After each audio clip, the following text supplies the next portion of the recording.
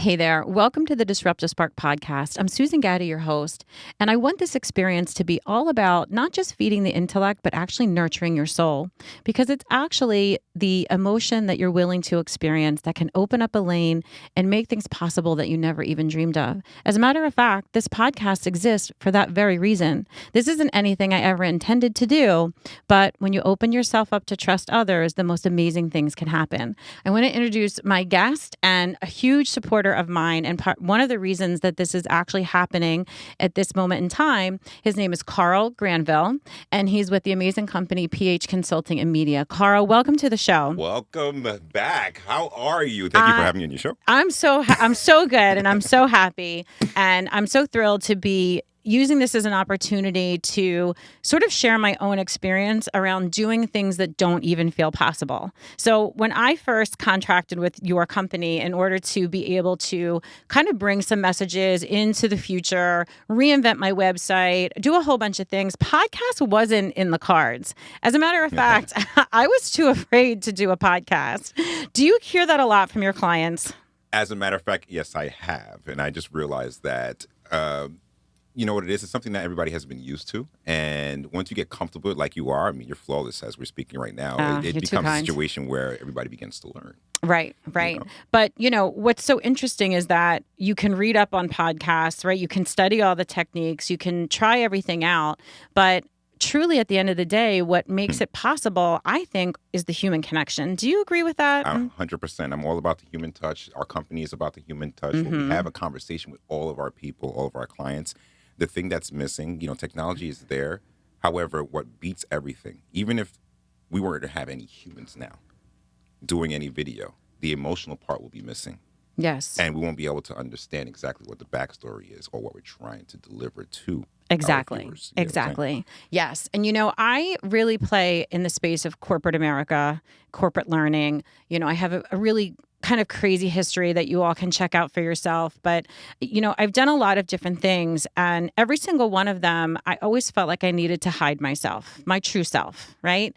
And it's been such a journey for me evolving as an entrepreneur. In the better I got at being honest about what I was feeling in the moment, the more connection, and I would say the more attraction I started getting. That was really when my business started taking off. Do you find that a lot of your clients are like that too? As a matter of fact, just recently today, I had a conversation similar to what you said to me. And the one thing that I've noticed is that a lot of people that wanted to do all these conversations, podcasts, and so on and so forth, the reason why it hasn't happened or they felt the way was because of a lack of confidence within themselves and a lack of support within their environment they're in. And with that, what happens is a lot of rejection, a lot of negative feedback. It brings upon a message of information to your head. And what happens is with that, you start to feel less and less encouraged to actually want to do. And you could be a person that has a lot to say that will be informative and educate a lot of people. But that one piece of energy that is needed for it to transpire is what's missing. So Exactly. What do we do about that is the question. That is right. And that's kind of my work in the world. So being a lot of what we do is help companies to create really good training programs that actually get results. And one of the easiest things we do is to actually take out 50% of the 50% of the content, because we think that if we teach people everything they need to know, that they're going to be able to kind of step up and take the action. Yes. But they can't. It's these confidence issues, and it's these other things that get in the way. And what I found over years and years and years of designing programs, working with thousands of people in different capacities and trying to change, there's always one thing that just broke somebody free, and the next thing they were doing things they couldn't even believe that they had done. And so I wanted to create a space where I could talk to people that are on the other side of that journey, or sometimes in the middle of that journey, and tell their story of success and their story of triumph. Because within those stories is actually that spark that you need in order to be able to do something different. And I really wouldn't have thought a podcast was the right thing for me, because I'm not a big business. I'm a very small boutique company. when I think about podcasts and who does podcasts, right? So this is what people do, by the way. This is what happens. It's not for me because I'm just a small business. Yes. Who's gonna watch? I'm Yes. just this, one person. Do I really have anything to say? Right. Interesting you actually do say that. We just had a conversation just today with regards to this same topic, what it is about podcasting, being introverted, finding that niche in order for you to actually do things you haven't done before. Mm-hmm. This is the reason why PH Consulting Media is in existence. We pretty much tell the stories of our clients while engaging with the customers, right? A lot of our clients have a lot to say, but their past hindered them and they didn't have a support system. So we've become the new family. But just like an episode of TV, when you're watching a series, we always know that by episode 3. That's when the episode is actually getting good because the chemistry is there. You know what I'm saying? Yeah, you So we're start to getting to settle know in. exactly. You're settling in, you know your people. But the biggest piece that people don't realize is that backstory is important. So here's a fun backstory. Would you like a Talk fun to me. backstory? So there's a lot of people in this room here. So you don't realize how many people it actually takes to bring something like this to life. But I was extremely nervous about doing this for the first time. And I'm not one to let it show. That's our mask, right? Like you got, the hair, the makeup. We're all done. Everything looks perfect here. But I was so nervous. And when I get that way, I either overtalk or I actually can't even get my words out. And so I came in to record this first episode, and I, of course, went into full-on fear freak-out mode, which looks different for everybody. So I'm like, in this situation, I'm kind of a quiet freak-out. So you don't actually know that I'm freaking hide it out. really well, I I'll tell hide you it that. really well. You do. That's all part of the mask. Yep. So I hide it really well. But when I went back and I looked at the footage, and I'm going to use this word, my resting bitch face was insane when I looked at it. Right. And I could see it all over me. And I had somebody guiding me through. Thank God he's standing here in the corner. And he's like, okay, so you have to smile. That's literally the first thing he said to me. You must have thought I was crazy. And right before the episode, I freaked out about something, and I am one to storm out. Like if my physiology kicks in and those nerves hit me, I have stormed out of so many places I cannot even tell you. Out of gyms, out of relationships. I mean, I am like out the door, and I stood up. And I was like, this is how I knew everything was different for me, because I looked at Phil, who runs the company, and I said, you know what I'm going to do, Phil? I said, I'm just going to trust you.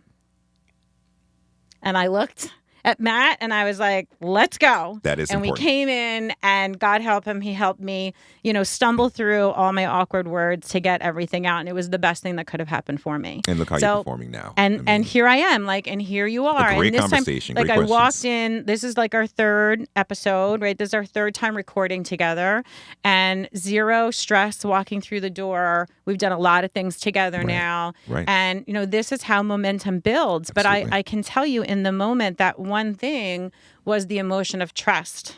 So what you're referring to is what we call discovery marketing. Okay. So we are really big with regards to finding exactly what story to tell for our client. Yes. And it is very important that we stick to that subject, because that's your core value. That's your core behavior. You just mentioned in the beginning of this show, you mentioned what Disruptive Spark was and why you decided to bring it into a podcast. Now, if you look at yourself and everybody that's now doing podcasts, you see how popular it has become. Now, a lot of people have a lot of equipment, but they still feel the way you feel. And the reason why is because we need some professionals to gear them in the right way. Yep. So what does that mean? What does that look like? Experience. That's it. One thing I've always been told is that you never challenge wisdom. Ever.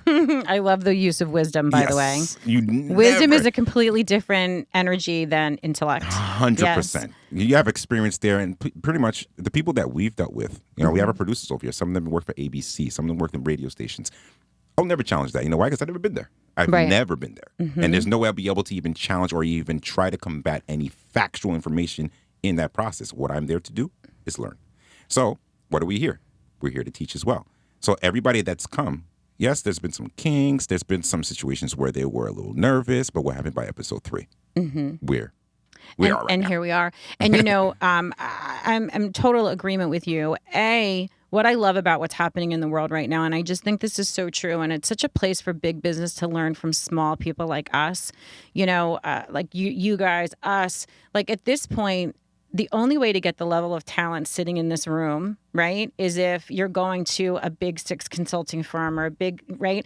And then all of a sudden, this podcast episode is now $5,000, $10,000, $25,000. Most businesses cannot afford that, right? No. Only the big companies are really paying that kind of money. Right. But because it's a shared experience at this point, you can bring in and out all of these kind of fluid pieces that bring a level of skill you wouldn't necessarily get and a level of experience, because it is that repetitive process of doing something over and over and over again. And which is not insanity at this point. No, which is not insanity, because to your point, I am with you. 1, 2, 3, right? How quickly can you get through them? Right. How spend the least amount of money, right? Get in front of the most amount of people, make all the mistakes. First of all, nobody's watching. Right. Right? 1, 2, nobody's watching in the beginning. Right. And so there's really the threshold of who am I actually going to embarrass myself in front of is pretty low, let's be honest, Yes.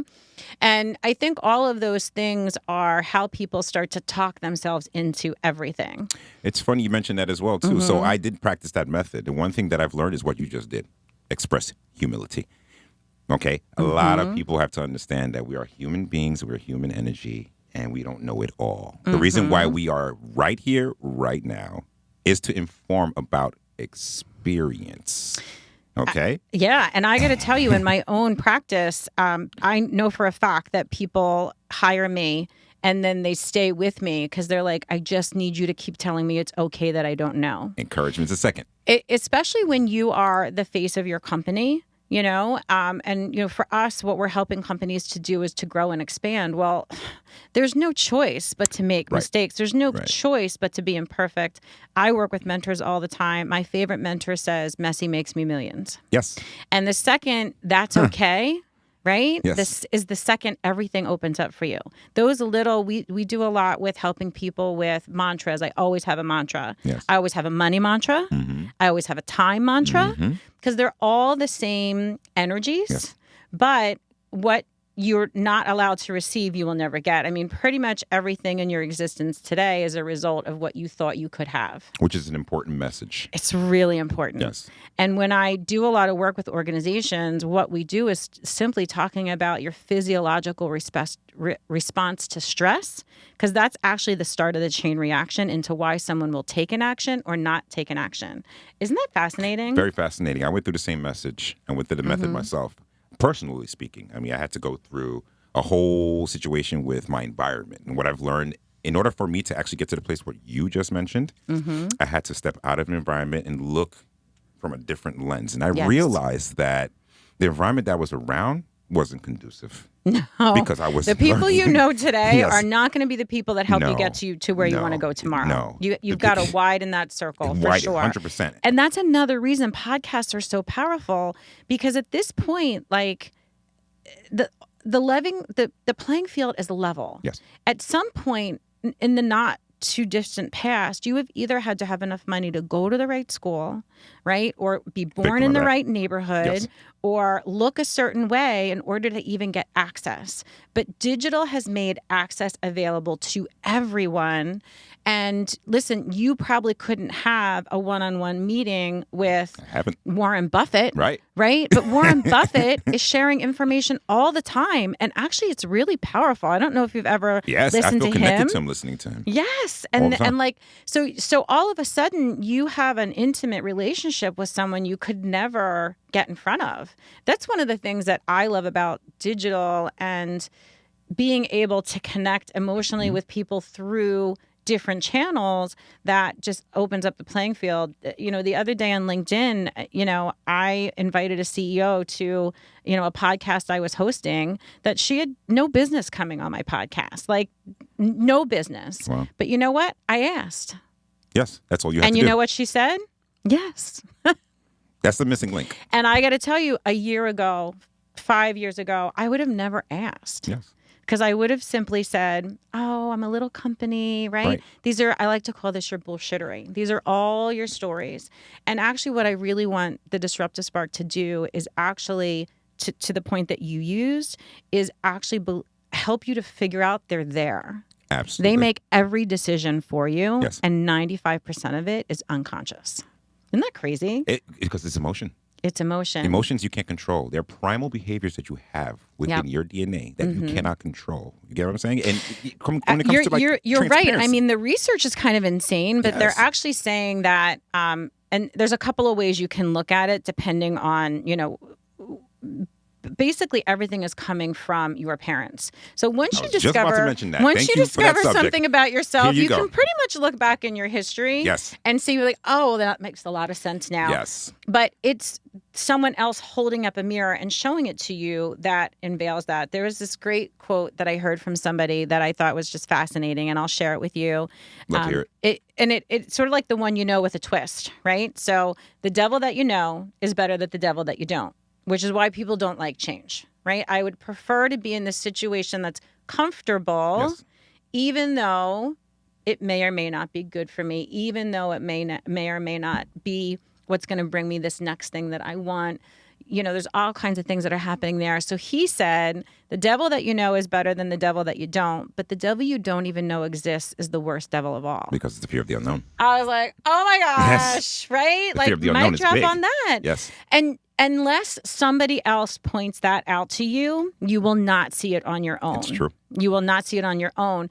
But listening to a simple podcast episode and hearing something, right, or understanding somebody else's story, or being, God, that sounds just like me. Sometimes I listen to things and I'm like, that happened to me too. There you go. Because you often think you're alone. These aren't generally things you share with anybody. It's very private. It's very vulnerable. It takes a lot of emotional resiliency is the word I'm going to use. That's probably the thing that we do for our clients the most, is help them to build emotional resiliency so they can withstand all of the bumps and the bruises and the things that are required in order to achieve something you've never been able to achieve before. Let me ask you this question. Yep.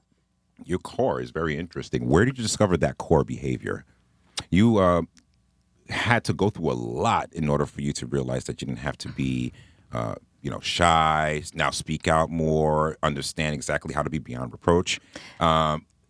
That doesn't come easy, and it doesn't come with one person. You know what I'm saying? It does not. Where did that core value, where that core behavior come from? So I'm going to leave you with this, because this is really what the Disruptive Spark is all about. So you've opened it up for me. Thank you so much. You continue to come to my rescue all the time, Carl. Because I love you, Susan. I know. This probably is about a 6-year journey that began with really wanting to expand a business that was kind of a side hustle, right? This wasn't anywhere I'm supposed to be. And the journey of getting there, what I had to release, what I had to own up to, things I had to forgive myself for, things I had to forgive others for, learning how to trust. All of those things were actually the things that the better I get at them, this is the crazy part, the more money I make. Every time I forgive, every time I get curious, every time I, love more, which sounds so insane. I know what you're talking literally about. make more money in less time. I know exactly what you're talking about. So I am really excited to use this opportunity to just continue to grow as a person, to continue to put my stories out there, and to bring on really interesting and fun people like yourself and a lot of other good people that we have lined up to tell their story of success and how they got there. Interesting. I'll close with this before I leave. To capitalize what you said, I've come with a notion that the true investment is not with talent or skill. It's actually in behavior. Mm-hmm. And all that you mentioned are emotional. It's all emotional. It's all emotional mastery of self. Yes. And that is an undoing to a becoming. You got to undo so that you can move forward. Everybody's going through that right now as we speak. Yeah. Awesome. Thank you for having me. Thank you for having me. And that's the Disruptive Spark. Yes. I can't wait for you to see the first episode.